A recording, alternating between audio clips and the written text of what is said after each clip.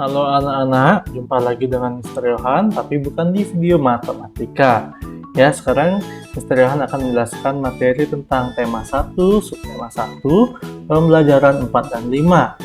Adapun materi yang akan kita pelajari pada video ini adalah letak dan luas wilayah negara Indonesia. Yang kedua, menuliskan cerita yang berkaitan tentang wilayah tempat tinggal. Yang ketiga, kondisi geografis Indonesia. Yang keempat, gotong royong. Yang kelima, karakteristik gerak hewan. Yang keenam, menentukan dan menyajikan ide pokok. Dan yang terakhir adalah ragam dan corak gambar ilustrasi. Oke, sekarang Mister akan memberitahu anak-anak bahwa Indonesia itu adalah negara kepulauan yang rata-rata daerahnya terdiri atas lautan. Ya, jadi sebagian besar daerahnya itu adalah lautan. Ya, ini lautan. Banyak banget daerah Indonesia itu yang terdiri dari lautan. Daratan itu cuma 1/3-nya aja. Nah, kalau dilihat dari map yang seperti ini atau peta yang seperti ini, Indonesia itu berbatasan atau diapit oleh dua benua. Benua apa? Ya, benua Asia dan Australia. Dan diapit juga oleh dua samudra, Samudra Pasifik dan Samudra Hindia. Ya, tapi anak-anak juga harus tahu bahwa ada negara yang berada di sekitar Indonesia. Ya, di sebelah barat itu ada negara Malaysia. Di sebelah selatan ada negara Australia dan Timor Leste. Di timur ada Papua Nugini. Di utara ada negara Brunei, ada Filipina dan Malaysia Timur. Ya, jadi letak Indonesia itu sangat strategis sekali anak-anak, apalagi untuk jalur perdagangan dunia. Ya. Kemudian kalau dilihat dari garis lintang dan garis bujur, Indonesia itu terletak di 5 derajat lintang utara sampai 11 derajat lintang selatan dan 95 bujur timur sampai 141 bujur barat. Nah, Indonesia ini dilalui juga oleh garis khatulistiwa yang dia itu garisnya yang lurus ini. Nah, dia itu melewati kota Pontianak. Oke, luas wilayah Indonesia itu adalah sekitar ya kurang lebih 5 juta kilometer persegi dengan luas darat 1.900.000 kilometer persegi dan luas laut yaitu 3.200.000 km persegi. Wah, 1/3 ya anak-anak, yang Mister bilang tadi. Nah, sekarang kita akan belajar tentang cara menulis cerita berdasarkan tempat tinggal. Nah, jadi kalau anak-anak ingin menulis cerita, ya, hal yang harus dilakukan pertama itu adalah memilih tema. Apa sih temanya anak-anak nih? Kedua, buat ide pokoknya. Ketiga, buat kalimat-kalimat yang mendukung ide pokok serta kalimat utama. Nah, sekarang kita juga akan belajar tentang kondisi geografis negara Indonesia.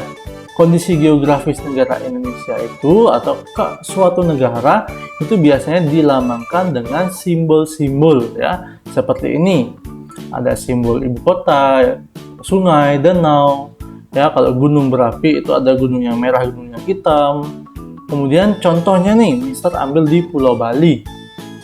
Ya, di Pulau Bali itu ada seperti ini ya. Nah, ini dia ada Gunung Agung. Ada kemudian ibu kotanya Denpasar. Di sini ada sungai, ada danau. Ya, ada bandar udara, ada pelabuhan. Nah, seperti itu anak-anak untuk kondisi geografis negara Indonesia. Kemudian, negara Indonesia juga menganut prinsip gotong royong. Gotong royong itu untuk apa sih, Mister? Gotong royong itu untuk melakukan segala sesuatunya secara bersama-sama, yang dimana nanti akan meringankan pekerjaan. Nah, dalam pembangunan Indonesia, kita juga harus bergotong royong satu sama lain. Kenapa? Supaya kita bisa mempercepat pembangunan Indonesia ke arah yang lebih baik, yang nantinya kita akan menjadi sejahtera.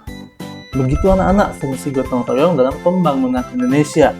Nah, Selanjutnya kita akan belajar tentang karakteristik gerakan hewan ya. Gerakan hewan itu kan dia seperti anak-anak lihat, punya kaki, ada hewan yang punya sayap, ada hewan yang punya sirip ya untuk bergerak. Tapi Mister akan menjelaskan di sini atau ambil contoh ada kelinci, ayam dan siput. Ya, kelinci, ayam dan siput. Nah, di sini kelinci dan ayam ya, itu anak-anak pasti sudah dijelaskan oleh Miss Marianya. Dia itu termasuk hewan vertebrata. Hewan vertebrata tuh kayak gimana dia? Hewan yang punya tulang belakang. Nah, ciri-ciri vertebrata ini adalah dia struktur tubuhnya jelas, punya kaki, punya tangan, kelihatan warna dia ya. Kemudian otaknya itu dilindungi oleh tengkorak. Kemudian susunan sarafnya itu ada saraf otak dan sumsum tulang belakang. Ya. Kemudian dia itu bergeraknya berbeda, tapi kalau ayam itu menggunakan kakinya untuk berlari seperti ini. Nah, kalau kelinci menggunakan kakinya itu untuk melompat. Jadi, meskipun dia sama-sama vertebrata, tapi dia memiliki fungsi organ gerak yang berbeda. Nah, sekarang kita lanjut ke siput. Siput itu termasuk hewan vertebrata atau tidak memiliki tulang belakang. Ciri-cirinya adalah struktur tubuhnya sederhana, otaknya tidak dilindungi oleh tengkorak. Kemudian susunan sarafnya itu terdapat di perut. Nah, siput itu menggunakan perutnya untuk berjalan atau melata, dia seperti ular ya, gesek-gesek di tanah gitu. Nah, kemudian sekarang Mister akan memberitahukan anak-anak bagaimana cara menentukan dan menyajikan ide pokok ya. Perlu diketahui, perlu kita ingat juga bahwa ide pokok itu merupakan inti dari suatu paragraf yang kita baca ya. Jadi gimana sih cara menentukan ide pokok? Nah, cara menentukan ide pokok itu adalah kita mengambil tema dulu. Dari tema itu kita lihat apa sih yang bisa kita ambil dari tema itu. Misalnya tentang gajah. Gajah itu kita bisa ambil apa ciri-ciri gajah, itu paragraf 1. Kemudian paragraf 2, apa makanan gajah. Paragraf 3, bagaimana cara gajah berkembang biak. Nah, itu kita bisa ambil ide pokok dari suatu tema yang sederhana menjadi ide-ide lain yang bisa kita kembangkan dengan kalimat-kalimat pengembang. Ya. Jadi gampang ya. Kita ambil misalnya gajah. Paragraf pertamanya, gajah itu termasuk hewan apa? Ya, menyusui atau hewan terbang bisa. Kemudian paragraf 2 itu apa makanan gajah. Yang ketiga, bagaimana cara gajah berkembang biak. Gampang ya? Gampang pastinya. Nah, yang keempat atau yang terakhir, kita akan belajar tentang ragam dan corak gambar ilustrasi. Nah, di sini yang dimaksud dengan ragam itu adalah komik, cover, dan ilustrasi karya sastra. Yang dimaksud dengan corak, itu coraknya adalah gambar realis, gambar karikatur, kartun, dan gambar dekoratif. Nah, sekarang Mister akan jelaskan tentang ragam gambar ilustrasi. Yang pertama itu adalah komik. Komik itu adalah susunan gambar yang bersifat jenaka ya, atau lucu.